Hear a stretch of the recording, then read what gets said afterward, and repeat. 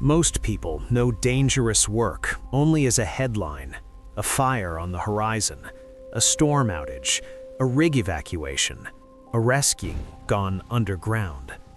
What they rarely see is the ordinary beginning of those shifts, the moment when someone clips in, checks air, lifts a hood, studies weather, and walks straight into an environment already capable of killing them. In the United States, thousands of workers still die on the job each year, but statistics flatten what danger really looks like. Real risk is not a number, it is a power line humming over floodwater.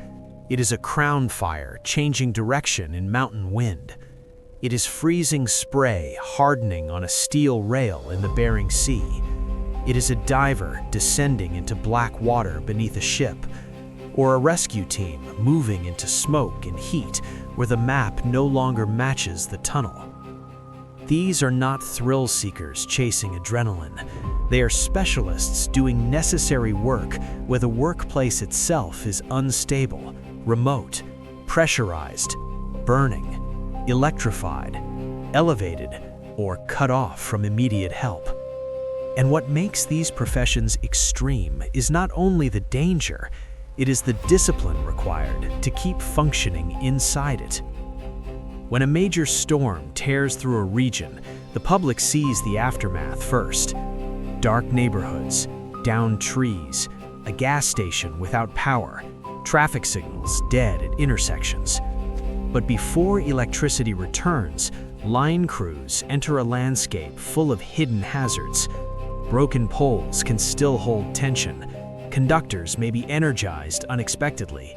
Roads are blocked, the ground is wet, branches are hanging overhead, and the work often continues in poor visibility, under pressure, with entire communities waiting.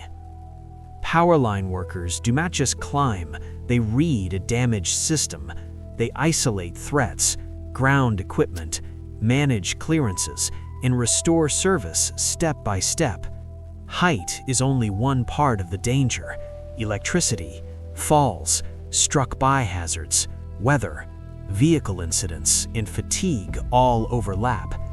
In storm response, the work can stretch through long shifts, and every shortcut carries consequences. What looks from the street like a bucket truck beside a broken pole is actually a moving calculation about distance, contact, sequence, and survival. From there, the documentary leaves the road and enters a landscape where even reaching the emergency is a skill. In the forests of the American West in Alaska, smoke jumpers board fixed-wing aircraft and fly toward fires that may have no road access at all. Their job begins in the air, but the real challenge starts when they land. They drop into rough country with tools, food, water, and enough gear to operate far from immediate support. Then they have to gather themselves, locate one another, assess the fire, and work in terrain that can shift from timber to scree, from heat to cold in a matter of hours. Wildfire has always been dangerous, but remote initial attack adds isolation to the threat. Smoke jumpers must judge wind, slope, fuel, escape routes, and fire behavior while carrying heavy loads and punishing ground. The forest is not a backdrop, it is a living system of dry fuel, hidden snags, rolling material, and sudden runs. And unlike the popular image of fire as a single wall of flame, real danger often comes from change, a gust, a spot fire, a drainage pulling heat uphill, a tree failing without warning.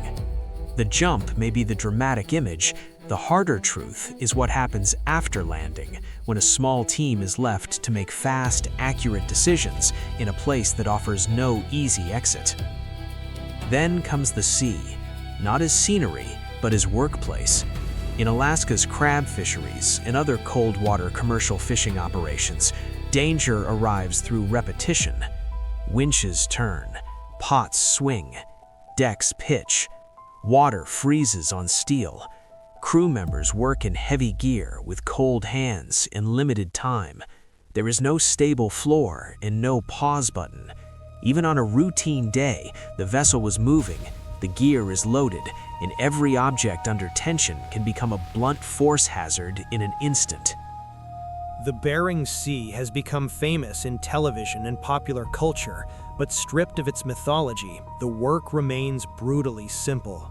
Cold steals dexterity, spray turns into ice, a coating on deck can change the vessel's balance, a wrong step becomes a fall, a line under strain can snap back with enormous force, and when weather closes in, crews are not leaving a job site for the parking lot, they are already at sea, with limited shelter, limited options, and a long distance between trouble and rescue.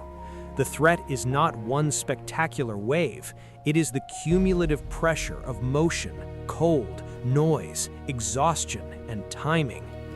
Height creates a different kind of exposure.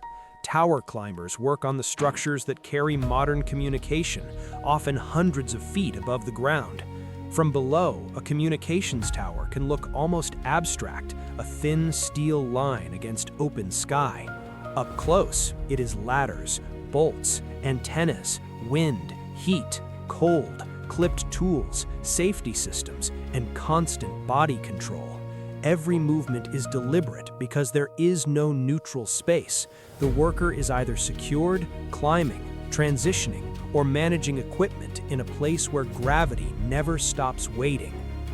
Tower work demands stamina, coordination, and absolute attention to procedure. A dropped object becomes a serious hazard below.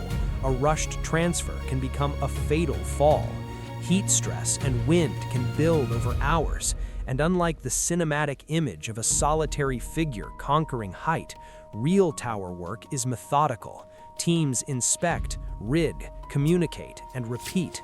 The skill is not fearlessness, it is disciplined movement under exposure. Offshore oil and gas crews inhabit another extreme environment altogether. Out in the Gulf or in other offshore fields, platforms and rigs operate like isolated industrial worlds. People travel by helicopter, equipment moves by crane, weather is tracked constantly. Fire prevention, evacuation plans, and structural safety are not background details. They are part of daily life because distance from shore changes everything. If something goes wrong, help is farther away, options are narrower, and a small failure can escalate across systems. Life offshore can feel routine until it suddenly does not. A platform is a workplace built in a marine environment that never fully settles. Wind shifts, decks stay slick, heavy machinery operates over water, fuel, pressure, height, and transport risks overlap. Helicopter travel alone adds a separate layer of exposure. So does severe weather. During major storms, operators may shut in production and evacuate crews, but those decisions must happen within a larger chain of timing, logistics, and forecast uncertainty. The drama offshore is rarely theatrical. It is procedural, technical, and very real. Then the film descends below the surface into one of the strangest professions in the modern world. Saturation divers do not simply dive deeper, they enter a controlled pressure environment that changes the rhythm of ordinary life. On deep commercial jobs, divers may live in a pressurized habitat and travel to the worksite in a diving bell. Their voices shift, their world narrows to metal chambers, valves, umbilicals, checklists, and the black cold beyond the hatch. The deeper the work, the less forgiving the margin. At depth, water does not feel like open freedom. It feels heavy, mechanical, and absolute. Light is limited. Mobility depends on equipment. Breathing gas mixtures, decompression schedules, thermal protection, and surface support all become mission critical. If conditions deteriorate or equipment fails, the diver is not simply swimming back to daylight. Every movement depends on a system that must continue working exactly as designed. Saturation diving is extreme because it turns human survival into an engineered condition. The diver is highly trained, but training alone is never enough. The chamber, bell, crew, gas, communications, and procedures all have to hold together. Late in the film, the story moves underground. If the ocean reduces vision and compresses movement, a mine emergency does something similar with rock, smoke, and gas. Mine rescue teams train for situations most people can barely imagine: damaged passages, unstable ground, toxic atmospheres, heat, flooding, and the possibility that normal routes no longer exist. They do not enter casually. They prepare, monitor air, plan routes, track time, and operate with the knowledge that underground conditions can change faster than anyone on the surface can see. The mine itself becomes a maze altered by the emergency. Familiar tunnels can fill with smoke, roof conditions may deteriorate, ventilation may fail, communication may be limited, and yet rescue teams move in, carrying equipment, reading instruments, and making decisions that affect not only missing workers, but their own chance of returning. This is a form of work built on procedure, endurance, and controlled judgment under confinement. Heroism, if the word applies at all, looks less like a dramatic charge and more like measured discipline in a place designed to overwhelm human senses. What links these professions is not simply danger, it is the kind of danger. In each case, the worker enters a place where ordinary human habits are not enough.